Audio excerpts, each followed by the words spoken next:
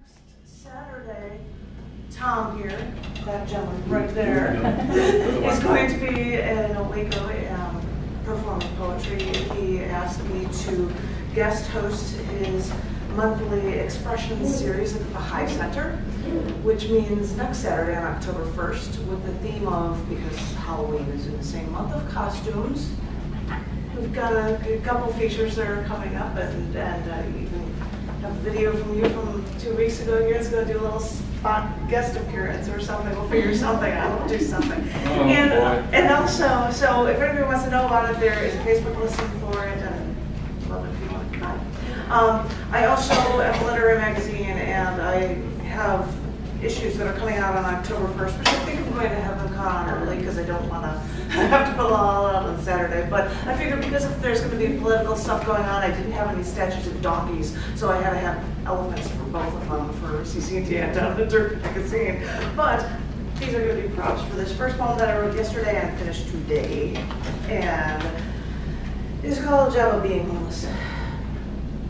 So, the magazine editor in me has gotten to the point where I start to base my opinions on the homeless by the writing submissions I receive. Now, the poets, they send me submissions of a homeless man at one corner who lost his leg during the war, and a homeless woman at another corner who has 2 children to feed. And then I get the short stories. A prose piece about life in the streets, about a man who has recently lost his job and he got the ropes from another homeless man in Austin. Don't take someone else's corner. And only put in 2 hours a day for asking for money on the streets, and you'll have enough money for drinking until the next day. Follow everyone's code here. Print on your cardboard sign that you want only $1 in the winter months. But after Memorial Day, get a new sign only asking for $0.25. And whatever you do, pull on the heartstrings of anyone who claims to be a Christian by making sure you get a sign that ends with the words, God bless. It might be hard for the first few days, but you gotta keep your pride on hold. This is tax-free. The government doesn't own you. And as I said, just 2 hours a day, and you can get drunk at night and sleep under the stars. So, you see, I'm a bit torn because I keep getting these 2 different perspectives on the homeless life, because this is what creative people send submissions to my literary magazines for. So, I don't know what to do. I don't know who to believe. Do I have hope for the wayward soul, or do I ignore the drunken bum? Which idea do I support when I see one man selling free newspapers to commuters until he gets a job and can break free of the cycle, before I see a man get out of his parked car, say goodbye to someone on his iPhone, then put away his phone and earbuds in his denim pocket, grab a cardboard sign and walk to a street corner for the next shift for tax-free work?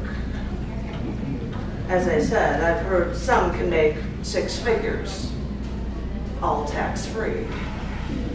So, I'm a bit torn.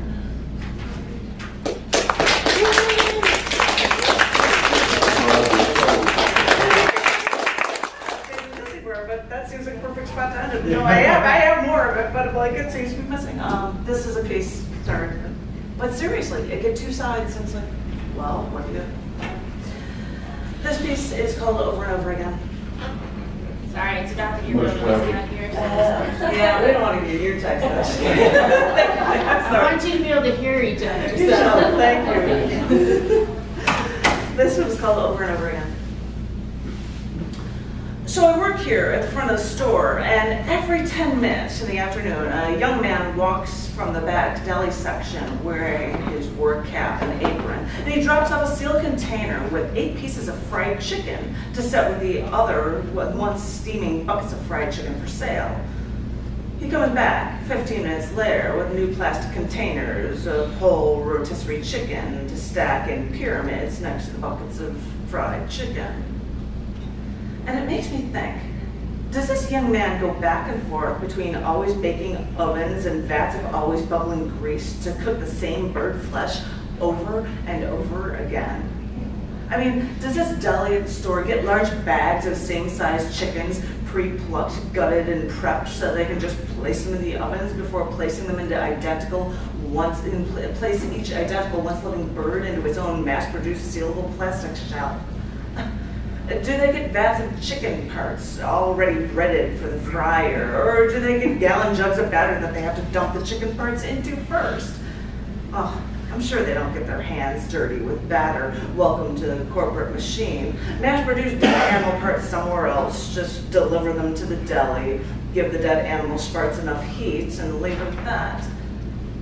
But do they have to appropriately separate and evenly distribute the animal parts in each bucket of fried chicken? Get your breast to wing to leg rations, right? Toward the end of the day, if some animals haven't sold, they just throw them away. Mass-slaughtered animal, cooked and not sold, is then thrown away. Now, I wouldn't suggest that they have to give all their food to the homeless shelters, but at the same time, people go hungry, and this store is daily throwing away food that could help a family survive another day.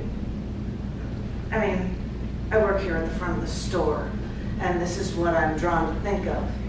A man in a deli, spending hours a day opening and closing the same oven doors, moving breaded animal parts into and out of deep fat fryers over and over again until they throw out the remaining feed that could go to the homeless people in need.